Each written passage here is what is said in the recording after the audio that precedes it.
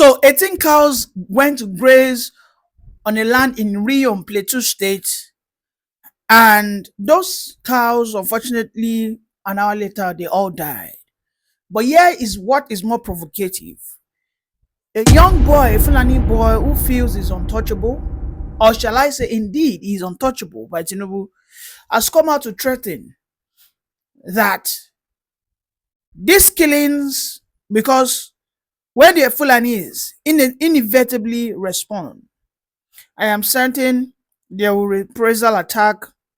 I don't want to hear any victim narrative when it happens. That is it on your screen. You see what we are talking about? That. So you think you are behind or you are beyond the laws of the land. These are the reasons why they do not want to approve guns for the general population.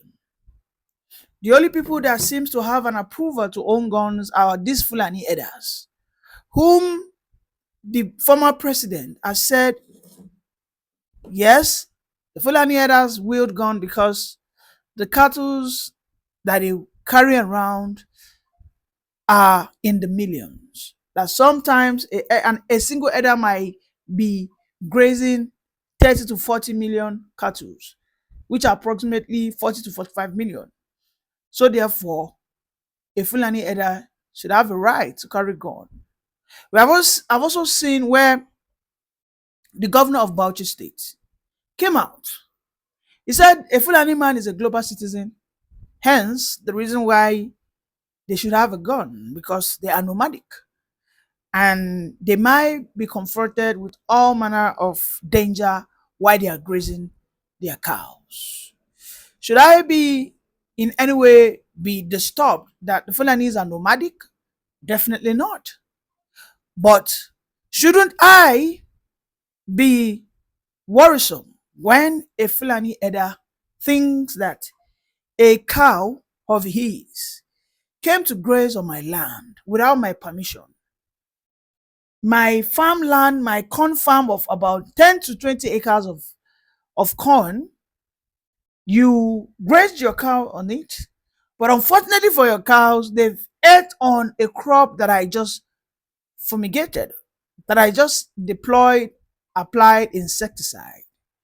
And here we have it there, Seriki telling me that indeed that there will be a reprisal attack, and when that happens, the victims that they attack should not come out and cry. Threat, an opening threat. People like this are these social media influencers that back up the dastard heart of these Fulani elders. On what ground should this Seriki was puppy not to have been arrested by now? On what ground should a boy, right, named was puppy, another one called Farik, also came out to say that there must be an instant compensation for the 18 cows that illegally invaded my corn farmland in Plateau State. These are plants that have wasted my time to nurture, spent so much resources to cultivate, but somehow when these cows notice that this thing has gone into a maturity stage, they invaded my farm and then they ate everything. These bastards, pardon my French, are not saying that I should be compensated. They are not saying that the farmer should be protected. But instead, they are emboldening the Fulani elder that because his cows have died, that the Fulani elder only should be compensated. So 18 cows, let's say at the rate of 1 million, that is 1 million naira, because these cows, they didn't stray into my farm, because if they had strayed, I'm sure the elder would have stopped the cows. But because the elder took them intentionally into my farmland to feed on my own corn that I've treated for over 2 months. As you all know, that we are in the rainy season, and this is the period for corn harvesting. So the first harvest that I'm supposed to make in this month of May, a Fulani area who feels entitled, who feels protected by the federal government, who thinks that grazing is a federal project, and who thinks of himself as a federal asset, walks into my farm, and all what his brothers have to say is they must be compensated. Another one is saying if there will not be a compensation, then there must definitely be a reprisal attack. And yet Tinubu is silent, Shetima is quiet, nobody is saying anything. The defense minister, the DSS, all of them seeing this guy's tweet has a traction. Let me, as you can see on my screen, this guy tweets as at right now has a total traction of almost 300,000 views, which simply means over 300,000 people have seen the tweet that the Fulani should go and have a reprisal attack on that community.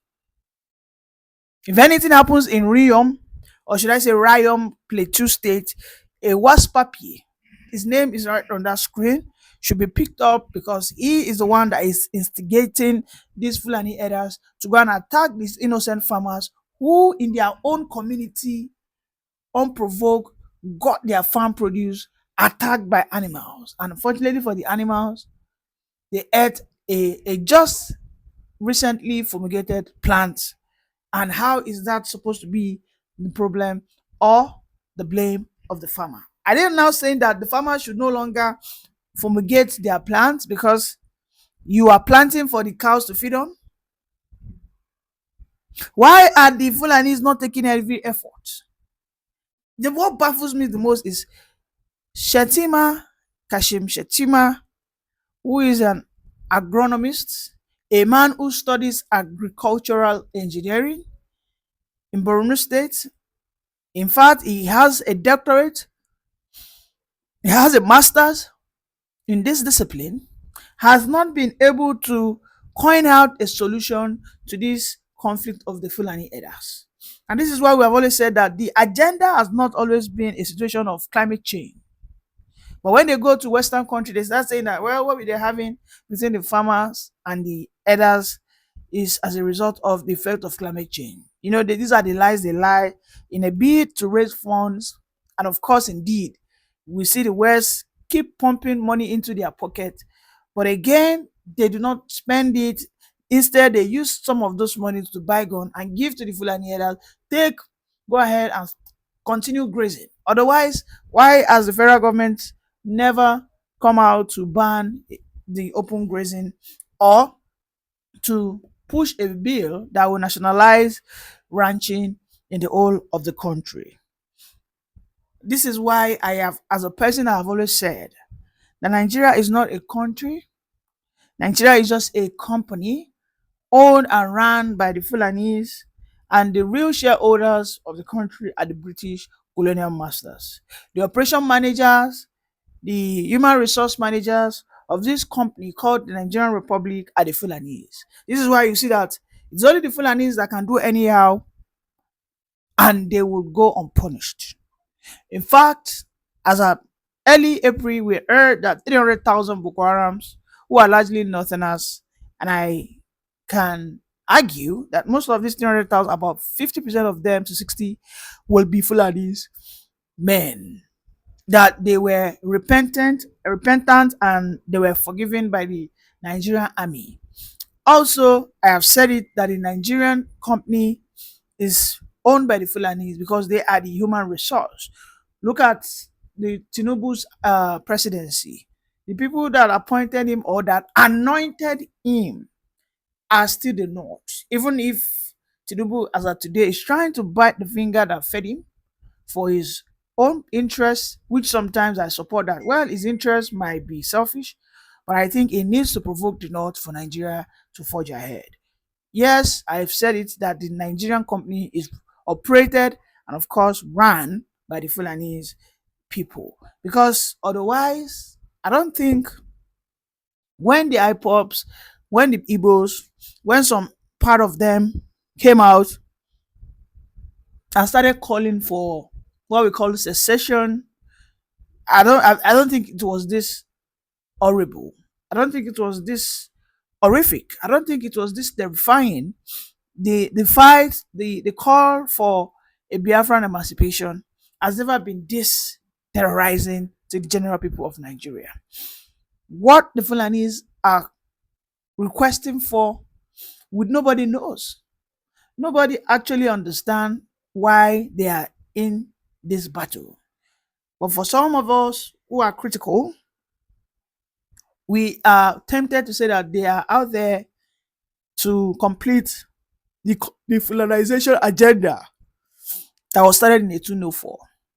Some of us have that foresight to understand critically that why they are what they are doing is simply because they want to be seen as the superior, the domineering, and then the best tribe in the country. They want to be seen as a superior race.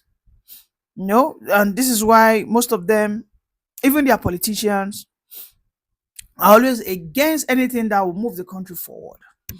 And like I said earlier, that Nigeria is a fake country. To support my claim that Nigeria is a fake company, a fake country, let us quickly watch this video together.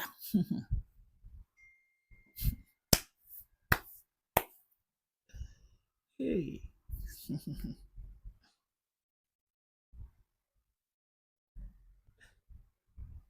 Just imagine. Oh, well, welcome back. So those two men who are battling themselves right there are the Agberos that have been exported from Lagos to Abuja. Right there. I believe the ticketer is fighting maybe the driver of the commercial bus, whatever the case is. But is this a show of a country? In a situation whereby even in the capital city, in the capital territory of a country that exists, we have this nonsense going on? Are we in the ages of the medieval, whereby they brings out stones, weapons openly like that to just beat themselves up? Because what we have there is a shame that the country that we are in has no law and order. That video is more than that, actually. But even within the space of 30 to 40 seconds that you just watched, you can see that there is no presence of security apparatus around. In Senna climbs, you would have seen a police nearby stopping the fight almost immediately, because that is the capital territory of the Nigerian company, not country, by the way.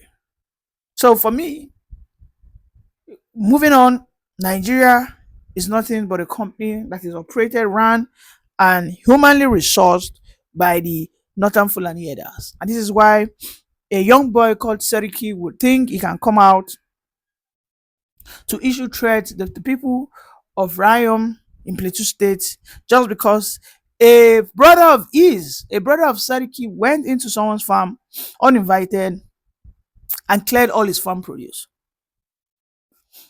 Seriki does not see value in the corn. Waspapi, whatever his name is, does not see value in the labor that farmer must have invested into that farmland.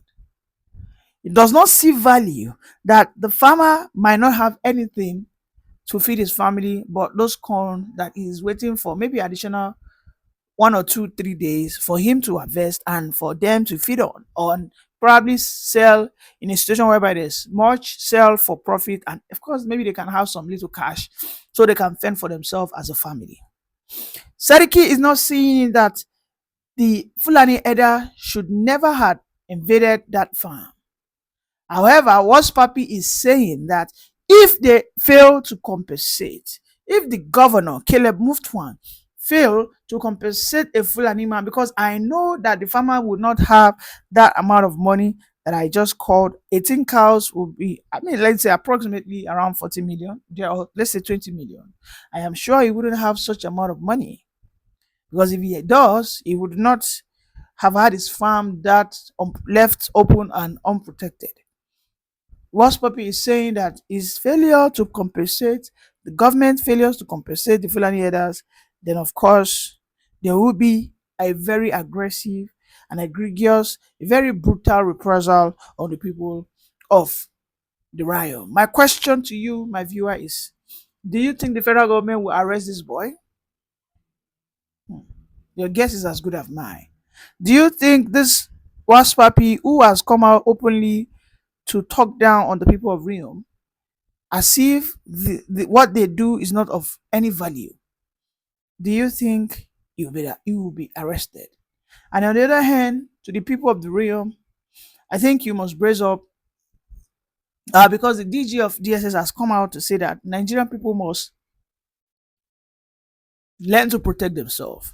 At this stage, I think the realm people needs to brace up, work with neighboring states or neighboring villages that can protect you against the potential attack from the Fulani marauders.